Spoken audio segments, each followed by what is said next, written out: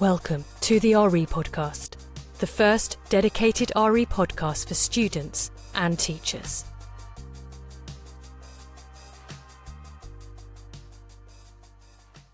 Season 2, Episode 3, The One with Steve Chalke, Part 1. So here is the first half of my interview with the Reverend Steve Chalke, where we discuss his Christian faith, his upbringing, and his controversial attitudes towards homosexuality. My name is Louisa Jane Smith, and this is the RE Podcast, the podcast for those of you who think RE is boring, which it is, and I'll prove it to you. My guest today is the formidable Steve Chalke.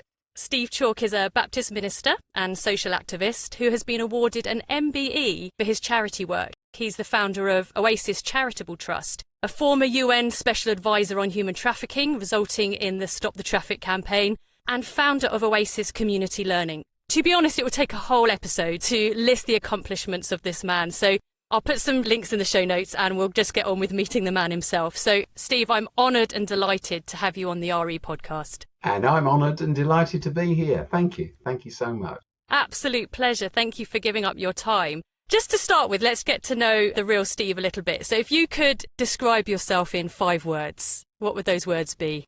I don't know if it's 5 words. I'm a struggler who doesn't give up. And you certainly haven't. I mean, you really have fought some amazing causes in your life. I mean, one thing that you are is a Christian. Could you tell me why you're a Christian? Yeah, I can tell you how I became a Christian. I became a Christian because I grew up in South London. I am mixed race. I'm the son of a very dark-skinned Indian man and a very pink-skinned English woman. And they met each other at a time when mixed race marriages were not looked upon well, and they got married. And I'm the first of 4 children. So I grew up in South London, where my dad was the darkest coloured man that I knew. And because of the colour of his skin, he'd come from India, found it hard to find work. And I was always just referred to as the half-caste. Now, you know, you're not allowed to say half-caste anymore, but growing up as a kid, I was just known as the half-caste. So it was like my nickname. And I think a combination of my dad's inability to find work because of his colour and the prejudice that I watched him on the receiving end of in so many ways. All of that meant that in the end, I went to a secondary school that wasn't the best. It'd be too long to explain the details of all of that. But there was a girl that I really liked. I was 14 by then, she was 15. And she went to the posh school for people who'd passed the 11 plus, which they used to do in Croydon, South London at that time. And so I started going to a youth club every Friday night to see her. But the youth club was in a church. I didn't really know that to start with. But it was at one end of the football ground that I lived next to. I lived at one end of Crystal Palace Football Club's football ground. It's called Selhurst Park. And this youth club, this church, was at the other end. So every Friday night, I'd go down there to see Mary Hooper, her name was. And I'd go there because she went to this posh school and we weren't even allowed to mix with these kids. So I went month after month after month. And eventually one night, the night that changed my life, really, one of her friends, her best friend called Carol, told me that Mary would never, ever, ever go out with me if I was the last boy on the planet Earth. And so I walked back home up the side of the Palace football ground, well, actually a road away from it, but the length of the Palace football ground, length of a football pitch, crestfallen. And I thought, I'm never going back to that church. I never am. And then halfway up, I began thinking to myself, but you know, the thing is, down at that church youth group, the story they tell me about myself, who I am, my potential, is a lot better than the one they tell me at my school. I never took O-levels, GCSEs. We weren't allowed to. We were told we weren't intelligent enough. So I decided, walking up the side of the road on the football club, that I was going to keep going to the youth club, even if Mary Hooper didn't fancy me. And then I decided if I was going to keep going to this youth club, because this youth club had a better story than my school's story was you'll amount to nothing. The church's youth club story was your life's got huge potential. I decided that if I was going to go, well, I might as well be a Christian, whatever one of those was. I knew they were Christians. And if I was going to be a Christian, I might as well become a church leader in the end, because this was good news worth sharing with everyone else. And when I grew up, this is a really strange thing, I would start a school that was worth going to, and I'd set up a house for kids, because I knew kids that my mum and dad really loved me. I mean, honestly, I had a great childhood, actually. But I had friends who didn't, that wasn't true of. And I decided I'd set up a house to demonstrate that they mattered. And when I could, I'd set up a hospital. That was it. So everything that's happened since is a kind of an outworking of that back then. And it's so lovely that most good stories start with love and romance. Please tell me that Mary is now Mrs. Chalke. No, she's not. Oh, no. Yeah. No, I still know her, though. Oh. She's called Mary Beckenham now, and I've told this story about her many times. And I always say, Mary, I'm sorry for embarrassing you, but it is the story. I can't change it. No. But it was on that night that I got this gift. And the gift is, of course, knowing what to do with your life. So there I am. I'm 14, and I know what I should do.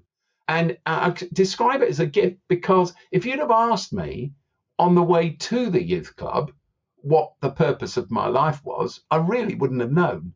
But from that day on, age 14, I've always known what I should do. I may not have always done it. And when I've been trying, I may not have gone about these things the best way. We learn as we go, and we learn through our mistakes. But I've always known. I once heard Oprah Winfrey say that there's only one question we really owe it to ourselves to answer as early as we can. And it's why? Why am I here? What am I going to do with my life? And for me, this gift came from outside of myself, God-given, because I had nothing to do with it. I was just the recipient of it. And so that's given my life a direction since. And it's interesting that I imagine that the experience with your father showed you the direction of how you were going to put that belief into practice, that it was actually to help others, and it was to show compassion, it was to show grace to others. Yeah, and there's a strange thing in that, actually, because the church, it turned out, that I was, becoming part of through this youth group, their gospel, if you like, what they preached, and what I heard was, be a Christian, give your life to Christ, give your life to Jesus, because if you do, you'll be forgiven and you'll go to heaven when you die. That's what I was told. Yeah. And it was kind of what I believed, except that at the same time, in a way I couldn't analyze and didn't even think about at the time, I believed it and didn't believe it. Because whereas this message was, give your life to Jesus, say this prayer, follow him, and you'll be okay. It's a long-term insurance policy, being part of a church. What I actually believed, I realize now, was something quite different. I believed that it was my responsibility to get engaged, get involved. So where did this kind of justice thing come from?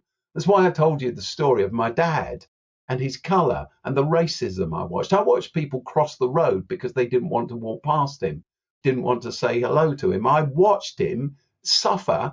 He was always brilliant. He was never angry, but I watched what it was for him to be very dark-skinned, almost jet black, Southern Indian, in a South London, mostly made up of white people. And I knew what it was to have a nickname that was about my ethnicity, my mixed raceness. And so I suppose, without ever thinking about it, because I never did, when I was walking up the side of that road on the way home that night, and I decided I was going to keep going to this church because they had this good story that my life mattered, where did I get the thing about a school worth going to and housing from? All I can imagine is that the experiences of my childhood built into me this understanding of injustice, and that's what shaped this vision. And I guess that's the impact that Christianity has of you.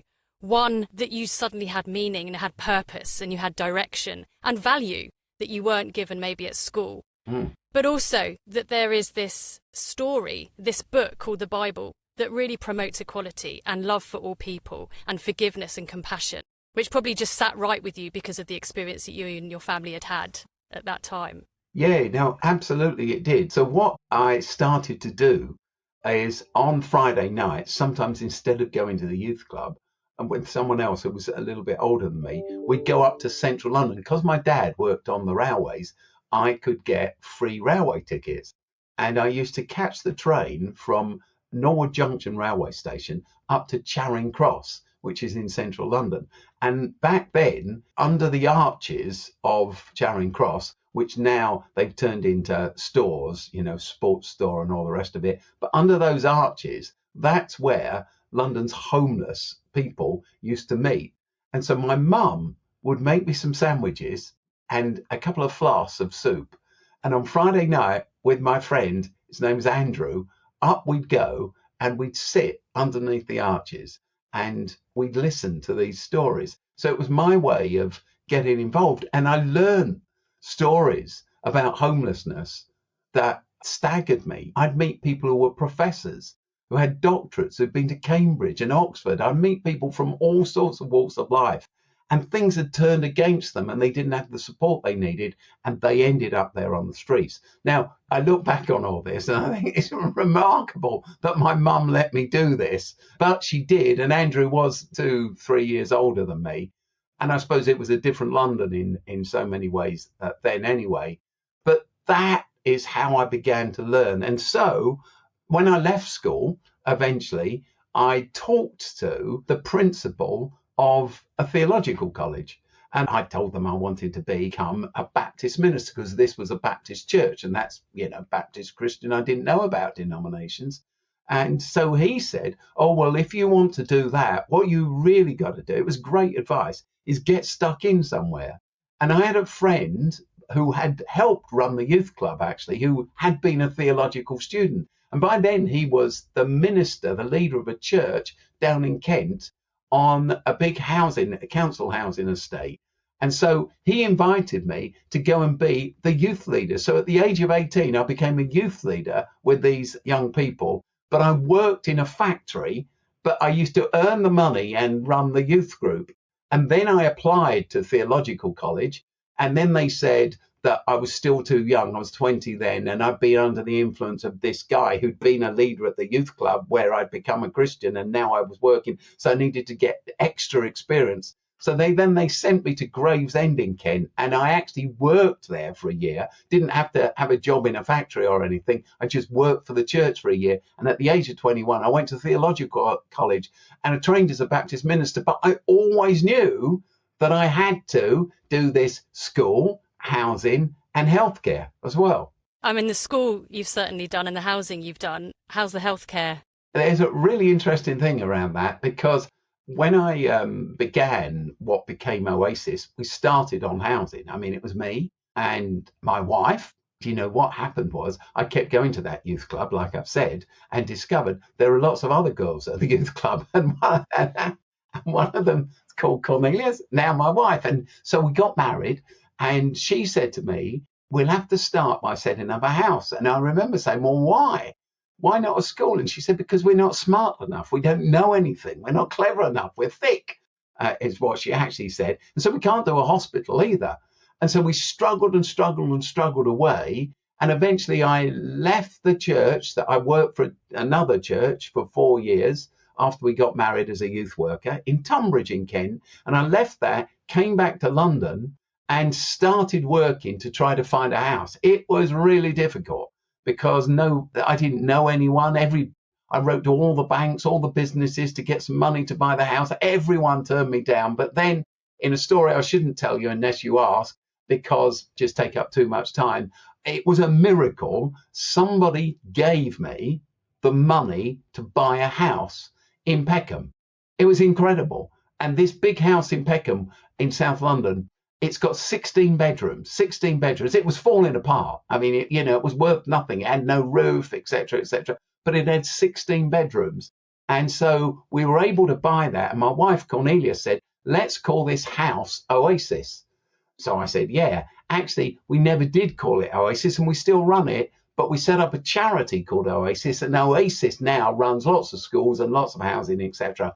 We then got into schooling. Back then, you couldn't run schools in this country. I'm half Indian, like I said, and we started running schools in slums in India, in slum communities, in some of the big cities, and then in 1 or 2 other countries. But here in this country, you could help with education.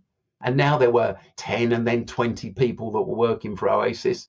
and we could help with education and then get grants to work with children who were at risk of being excluded. But you couldn't run a school. And then in the late 90s, the government came up with this idea called academies, the Labour government. And because we were running schools in India, then I was asked if we could run a school here. And so finally we've got schools running. We run 53 of them now. In terms of hospitals, a charity still can't run a hospital in the UK, but we built one in India in the 90s, a hospital which is now an AIDS specialism hospital and a school as well. And actually, as a town's grown around it. It's called GM Priya, and it's in Maharashtra state. But now in this country, though you can't run hospitals yet, actually, we work with the NHS in lots of places and have all sorts of projects running with them in work that we do around the country.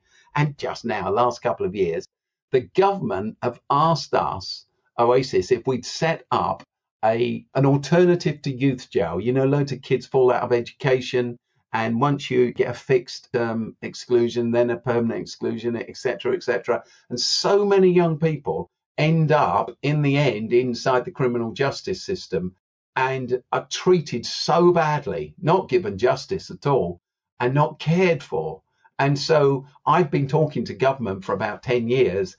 Last year, the beginning of last year, at the end of the year before now, they said, would we set up a brand new entity, which is called a secure school? And this is a replacement for youth jail. So all the young people who come to us, it's not open yet, will have been sentenced for violent crime. But in that secure school, of course, first of all, you're creating a home. Secondly, you're creating education. But thirdly, healthcare. So there's a giant healthcare and mental healthcare budget to go with it. And that means that we're now embedded with the NHS in a very deep way as we go forward. This is amazing. And I think a lot of our listeners will relate to this, and sort of the things that we study looks at rehabilitation and our attitude towards criminals, and that the prison system is failing, and it's certainly failing our young people, and the recidivism rates are really high. Yes. We have to change our attitude to criminals. And I think this is really positive and certainly something our GCSE students focus quite a lot on.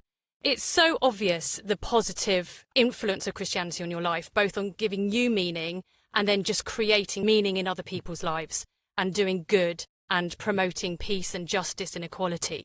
But what would you say is the hardest thing about being a Christian? Well, I think the hard thing is sticking to a commitment that you've made, having vision, because I believe that through becoming a Christian on that night, through encountering Christ on that night, through discovering what my life was about, what its purpose was on that night, I was given this great gift, as I say. But it's difficult as well. You know, everybody seeks vision, don't they? But I always say to people, I said this the other day to someone, I say it all the time because I've learned it myself. Vision is what everyone wants. You know, what is vision? It's longing for what is not yet. It's hoping for, it's working for what is not yet. But then I say, what is frustration?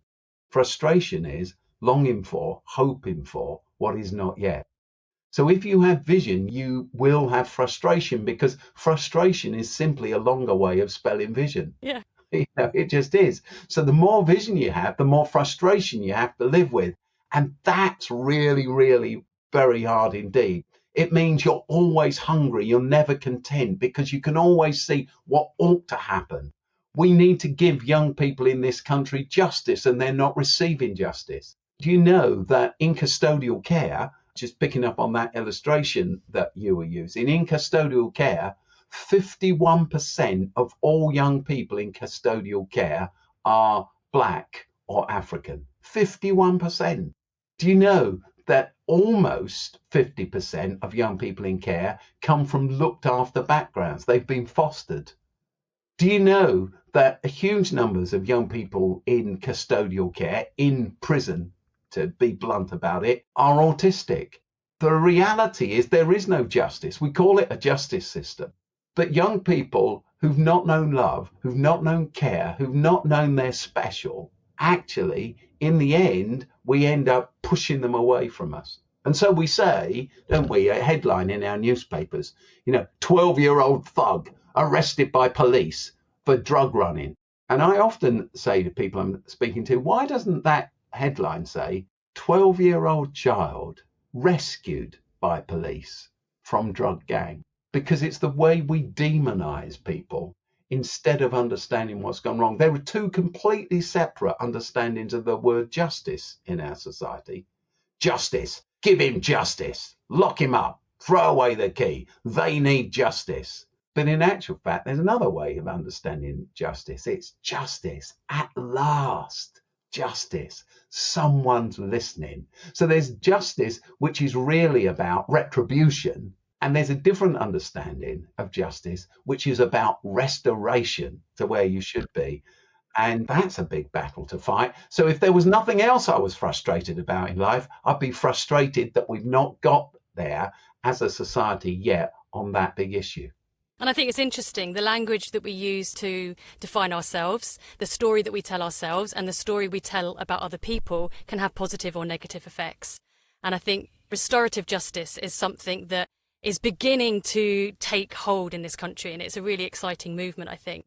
You talked about frustration, and I know that a lot of the views that you have are not shared by a lot of mainstream Christians, and that might cause some frustration. So I just want to talk a little bit about that. Specifically, let's talk about your attitude towards homosexuality and how that differs from the mainstream Christian view. Well, to introduce that, I watched a fantastic documentary on Sky TV a few weeks ago, and it was in the States, and they were putting together a choir, a gospel choir. This gay young woman came to audition for the choir, and you had to sing, and people were singing really sophisticated songs. You had to sing with no backing to get to the next phase of joining the choir. And she stood up and she sang, "Jesus loves me, this I know, for the Bible tells me so," and then broke down crying. She'd only sung 2 lines and she broke down crying. She had a fantastic voice, and they led her into the choir. And they asked her why she chose that simple song. And it was clear. She had discovered that she was loved by God. She said, it is so simple, but so profound, and everyone needs to know that they are loved. So in terms of homosexuality and trans people, etc., LGBT plus, I grew up in this church as a teenager where marriage was between a man and a woman, and that was that. And to be homosexual was an abomination. But over the years, developing schools and developing churches, I still lead a church in central London, I began to meet people who were gay, who were wonderful, lovely, who I loved, who I cared for. And I began to see that they'd actually been abused by the church. I can't tell you, I really can't tell you the number of people that I know, my friends, who have almost been pushed to take their own lives because of what they've been taught in churches about God not loving them, God not being on their side, God's anger being poured out of them because of who they are. And I slowly reached the place where I wanted and did accept everyone, but I did it quietly. And then I realized that someone needed to stand up inside Christian denominations and say, we need to welcome everyone. And eventually I did that. I wrote about it and was thrown out of all sorts of things as a result. There are people, this was a decade or more ago, and there are people who've never spoken to me again. There are people who cancelled me. There are conferences I used to speak at that I'm never invited to again, etc., etc. But the truth is, you need to do what you know is right. And the thing I would say is that, the Bible isn't just a big book. It's not a book at all, actually. It's a collection of books. And these books take different views on different things. People say the Bible has no contradictions in it. But the word Bible, of course, means library. It means the books. It doesn't mean a book. And these books take different views and different opinions. And moral understanding grows across the years and across the century, across a millennia or more. So the Bible's there to guide us. It shouldn't be taken literally. It's there to guide us on a journey. And we've reached various points way beyond the Bible. If you take the Bible, the most enlightened passages in the Bible, books in the Bible, hardly create an equality of leadership for women in society at all. The most enlightened books in the Bible aren't very clear about slavery. The darkest books in the Bible take a view, well, in the Old Testament, even how you can trade slaves, trade your children as slaves. So this collection of books is really written as people hunger and thirst after understanding a God of love. And we finally see that, as far as I'm concerned, wrapped up in Jesus. This is what God looks like. So what I say to people constantly when they get worried about Hebrew and Greek words and what this verse means and that verse, I say this, and I say it to myself. If there is any church policy, any church doctrine, any church belief, any church practice, any church behavior that doesn't sit comfortably with this statement, God is love. Jesus loves me, this I know, for the Bible tells me so, then that practice, that doctrine, that belief can't be right, doesn't fit. It comes from a different jigsaw puzzle. It's not part of what we are. So I stood up for LGBT people and subsequently presided over many weddings of same-sex couples who are my friends and rejoice in that. But not everyone rejoices that I take that stance. I mean, I think there are very, very few Christians that would support abusing or putting down or hating homosexuals. But how would you respond to criticism that the Bible says that homosexuality is an abomination? And so therefore, although we shouldn't hate the people, the sin is sin according to the Bible. Yeah, well, in actual fact, you're quoting from, as I'm sure you know, a verse in Leviticus there that says homosexuality is an abomination. There's several things to say about that. But then there's another verse that comes 2 chapters later that says homosexuality is an abomination and people who engage in that practice should be put to death. So you meet people who say, I'm sticking to what the Bible says. Well, when did you last try to put the gay people that you know to death then? And do you know what would happen to you and how long you'd spend in prison if you tried to do that? So people who tell you that they are literalistic about the Bible, even on this subject, actually they pick and choose and they chop verses in half and they keep half the verse and not the other half of the verse. As a matter of fact, the term homosexual, you'll have to go away and check this out, everyone, never, ever appeared in any Bible ever until 1946. 1946. It appears in the Revised Standard Version of the Bible, 1946, which was printed, first of all, in America, and never before that. And now we know that there was a huge debate amongst the scholars because some scholars on that translation committee argued that the words that were used, the Hebrew and then the Greek word, arsenokoitis, it is a Greek word, that was used and translated as homosexual doesn't mean that at all. But instead, Louisa, it means exactly what you hinted at. This word occurs in Paul's writing, the Apostle Paul's writing. And if you read Paul in context, you know he hates the abuse of anyone. He hates anybody who abuses any other person. So he says you shouldn't lie, you shouldn't cheat, you shouldn't steal, you shouldn't murder, you shouldn't commit adultery, because all of these things are to use another person. And then he talks about these people who are arsenokoitis. And it's a combination of 2 words. He uses this word for the first time ever. And arson means men and coitus means beds. So it's men beds. And so Paul's saying, look, you should never abuse another person because everyone's made in God's image. Everyone's loved. Don't use and abuse another person at all, ever, in any way. And there are men who use beds to abuse people. We don't know whether he's talking about men who used women or boys as prostitutes, as things, because both those things happened in Greek society or Roman society then. Or perhaps does he mean pimps, men who buy women and use them and make money out of them? But that, without doubt, is what he's talking about, the abuse of people, not about loving. monogamous relationships. And I think that's something that everybody forbids and hates, which is abuse of people. And no one could justify that. Why is it you think that the Christian community has traditionally been against homosexuality? Do you think it's just simply because of their interpretation of the Bible, or do you think there's other factors in play? I think there are other factors in play, and I think it's those other factors, as I've just explained, that led to this translation of arsenae coitus in the New Testament as homosexual. Because if you read the King James Version, translated in the 1600s, some people still say it's the best translation. I'm sure you've heard that. It's not the best translation at all. It's a very old translation, 400 and something years old. But if you look at William Tyndale's translation of the Bible into English, neither of those talk about homosexuals at all.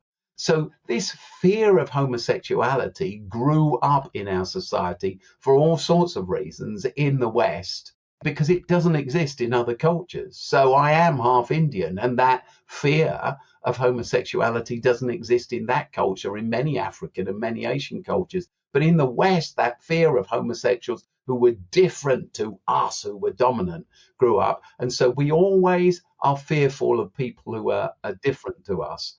And so this entered in. But here's the extraordinary thing. The abuse of homosexual people. I have a friend, and he wouldn't mind me using his name. His name's Ian. And one day he was in a communion service that I took. And he is a teacher and in his 30s, late 30s now. And I saw him crying in this communion service. And I thought I'd said something to upset him. So after the service, I went over to him and I sat in the pew next to him. And I said, Ian, I'm really sorry. Is there something I said I didn't mean to? Ian is gay. And Ian looked at me and he said, no, Steve. He said, not at all.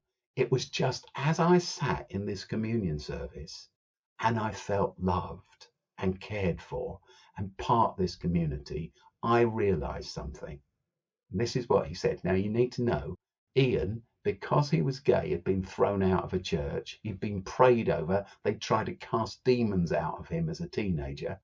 As a result, he developed an eating disorder, become anorexic and alcoholic. He'd never actually had a relationship with anyone. He was really timid at that time. And this is what he said to me. I realized as I took the bread and the wine and felt accepted that my problem in life has never been that I'm gay. It's only been that I am evangelical. That's what's been killing me. And of course, then you round back on what Paul's actually talking about. Paul is talking about anyone who abuses any other person, who seeks to destroy them physically or psychologically or spiritually. And you realize that the way that these verses, individualized verses, scattered verses, have been taken, misunderstood, and then weaponized and used on people is abuse. And the very thing that Paul is speaking about. It's an irony, and it's a tragic irony, but it's become the truth. And a message that, if you look at the life of Jesus, is all about love and forgiveness and compassion. And he was kind to people that others rejected. And that is the pattern of his life and who Christians are called to be like. Yeah. And I think it's interesting, isn't it, that contact is often the key, isn't it? So when you had contact with homeless people back in London, and when you have contact with Christians that feel worried about their sexuality, as soon as you have conversations and have contact with them, compassion takes over any doctrine. I hope you enjoyed the first half of my chat with the Reverend Steve Chalke. Please tune in next week to hear him talk about his controversial views of salvation and what he understands about the true nature of God's love. My name is Louisa Jane Smith, and this has been the RE Podcast, the podcast for those of you who think RE is boring. Which it is. I've just proved it to you. Thank you so much for listening to me bore the life out of you.